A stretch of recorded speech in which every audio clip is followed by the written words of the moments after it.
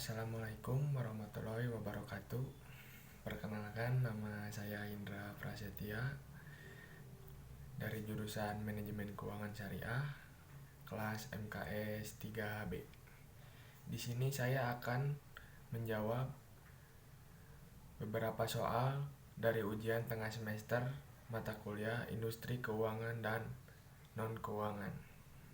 Pertama adalah sebutkan dan uraikan tugas pokok Bank Indonesia. Tugas Bank Indonesia yang pertama, membuat dan melaksanakan kebijakan moneter. Dilaksanakan untuk mengendalikan jumlah uang yang beredar di masyarakat sehingga harga barang dan jasa di masyarakat terkendali. Yang kedua, mengatur dan menjaga kelancaran sistem pembayaran. Sistem pembayaran yang diatur adalah sistem pembayaran tunai dan non-tunai. Yang ketiga, mengatur dan mengawasi perbankan. Pengawasan yang dilakukan adalah mengawasi makroprudensial, yaitu kebijakan yang dibuat untuk membatasi risiko dan biaya krisis sistemik agar seimbang sistem keuangan tetap terjaga. Nomor 2, apa yang dimaksud OJK dan jelaskan pula tujuan, fungsi, dan tugas OJK itu. Otoritas Jasa Keuangan adalah lembaga negara yang dibentuk berdasarkan Undang-Undang Nomor 21 Tahun 2011 yang berfungsi menyelenggarakan sistem pengaturan dan pengawasan yang terintegrasi dan pengawasan yang terintegrasi terhadap keseluruhan kegiatan di dalam sektor keuangan, baik di sektor jasa keuangan non-bank seperti asuransi, dana pensiun, lembaga pembiayaan, dan lembaga jasa keuangan lainnya. Tujuan pembentuknya OJK dalam pasal 4 Undang-Undang Nomor 21 Tahun 2011 tentang OJK menyebutkan bahwa OJK dibentuk dengan tujuan agar keseluruhan kegiatan di dalam sektor jasa keuangan terselenggara secara teratur, adil, transparan, akuntabel, dan mampu mewujudkan sistem keuangan yang tumbuh secara berkelanjutan dan stabil, serta mampu melindungi kepentingan konsumen maupun masyarakat. Fungsi dan tugas OJK. OJK berfungsi menyelenggarakan sistem pengaturan dan pengawasan yang terintegrasi terhadap keseluruhan kegiatan di dalam sektor jasa keuangan.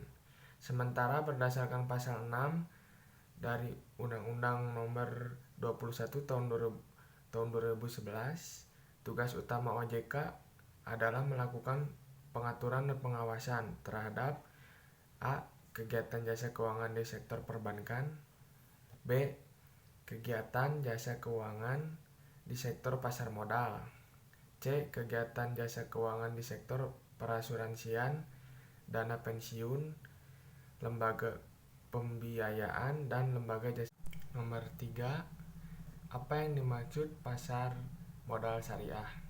Di mana perbedaan saham, suku, dan reksadana syariah, dan bagaimana mekanisme transaksi di pasar modal.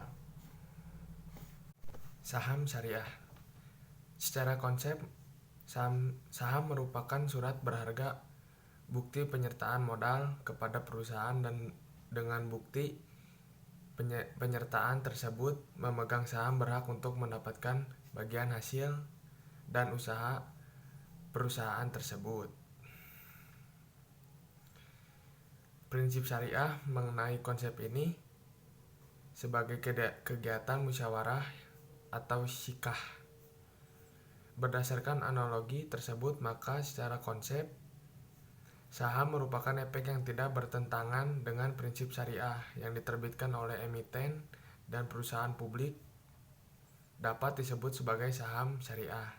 Dapat disebut suatu saham dapat dikategorikan sebagai saham syariah jika saham tersebut diterbitkan Penerapan prinsip syariah di pasar modal tertentu bersumberkan pada Al-Quran sebagai sumber hukum tertinggi dan hadis Nabi Muhammad SAW. Selanjutnya dari sumber kedua hukum tersebut para ulama melakukan penafsiran yang kemudian disebut ilmu fikih. Salah satu pembahasan dalam ilmu fikih adalah pembahasan tentang muamalah, yaitu hubungan antara sesama manusia terkait perniagaan. Berdasarkan itulah kegiatan pasar modal dikembangkan dengan basis fikih muamalah. Terdapat kaidah fikih muamalah yang menyatakan bahwa pada dasarnya semua bentuk muamalah boleh dilakukan kecuali ada dalil yang menjadi prinsip pasar modal syariah Indonesia. Sukuk merupakan istilah baru yang dikenakan sebagai pengganti dari istilah obligasi syariah Islamic bonds. Sukuk secara terminologi merupakan bentuk jamak dari kata sak dalam bahasa Arab yang berarti sertifikat atau bukti kepemilikan. Sementara itu, peraturan Bapepam dan LK nomor 11A13 memberikan definisi sebagai berikut. Efek syariah berupa sertifikat atau bukti kepemilikan yang bernilai sama dan mewakili bagian yang tidak tertentu, terpisah atau tidak terbatas. A. Aset berwujud tertentu. B. Nilai manfaat atas aset terwujud. C. Jasa yang sudah ada maupun yang akan ada. D. Aset proyek tertentu. E. Kegiatan investasi yang telah ditentukan. Reksadana syariah, sebagaimana reksadana pada umumnya, merupakan salah satu alternatif investasi bagi masyarakat pemodal, khususnya pemodal kecil dan pemodal yang tidak memiliki banyak waktu dan keahlian. Untuk menghitung risiko atas investasi mereka, reksadana dirancang sebagai sarana untuk menghimpun dana dari masyarakat yang memiliki modal, mempunyai keinginan untuk melakukan investasi, namun hanya memiliki waktu dan pengetahuan yang terbatas, seperti halnya wahana investasi lainnya. Di samping mendatangkan berbagai peluang keuntungan, reksadana pun mengandung berbagai peluang risiko, antara lain risiko berkurangnya nilai unit penyertaan. Risiko ini mempengaruhi oleh turunnya harga dari efek saham, suku, dan surat berharga syariah lainnya yang masuk dalam portofolio reksadana tersebut. 2. Risiko likuiditas. Risiko ini menyangkut kesulitan yang terhadap oleh manajemen investasi jika sebagian besar pemegang unit melakukan penjualan kembali. 3. Risiko wan prestasi. Risiko ini merupakan risiko terburuk di mana pada umumnya kekayaan reksadana diasuransikan kepada perusahaan asuransi. 4. Risiko politik dan ekonomi. Risiko yang berasal dari perubahan kebijakan ekonomi dan politik yang berpengaruh pada kinerja bursa dan perusahaan sekaligus, sehingga akhirnya membawa efek pada portofolio yang memiliki suatu reksadana. 4. Bolehkah asuransi syariah dibawa di tengah jalan? Menjelaskan. Boleh. Asuransi syariah adalah sebuah sistem di mana para peserta saling menanggung risiko atau sharing of risk dengan menghibahkan sebagian atau seluruh kontribusi melalui dana tabaru yang akan digunakan untuk membayar klaim atau jika terjadi musibah yang dialami oleh sebagian peserta. Peranan perusahaan di sini adalah dalam mengelola dan menginvestasikan dana dari kontribusi peserta. Perusahaan bertindak sebagai pengelola operasional saja, bukan sebagai penanggung seperti pada asuransi konvensional. Terima kasih. Sekian dari saya.